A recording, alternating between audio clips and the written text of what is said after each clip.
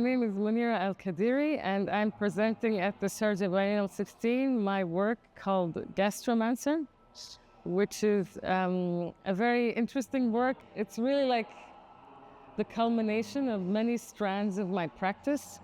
So I've been working on the topic of oil and the cultural legacies of oil and the political and social legacies of it for more than 10 years. I'm from Kuwait, which is a country that is heavily dependent on oil.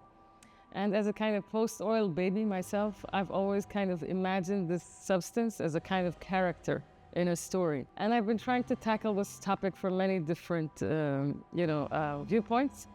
And one of them was this interesting kind of story. It's not story, it's science, that I came across a few years ago, which was the story of the paint that is used on the sides of oil tankers. It's this reddish burgundy paint. And it's called TBT. And in the 1980s, they found out that this paint seeps into the seawater and causes changes in the kind of biological makeup of sea creatures. And one of these was this murex seashell, which is a spiky seashell. The paint causes the females to turn into males. And because of that, they cannot procreate anymore, and the colony is slowly but surely start dying out. And I thought, what is this? It's almost like a story based on science fiction, like I made it up, that, this paint that is used on an oil tanker is causing this crazy reaction, which, if you imagine yourself waking up one day in a different body, how would that feel like, without you even knowing?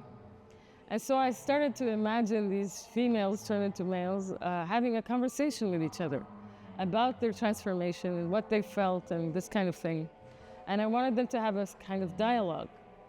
And then I discovered a book actually from the UAE called The Diesel, which was this amazing kind of poetic text about characters of different genders.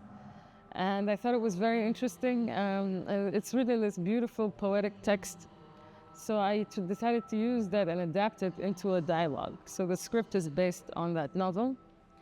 And then I wanted to create a space for it, almost like you are underwater in the sea world or even inside a womb.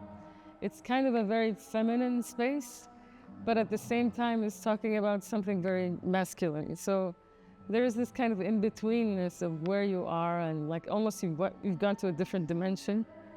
And I wanted the shells also to be almost like they're whispering to each other. So you feel like you're in a very intimate space, in an intimate conversation, in an intimate moment.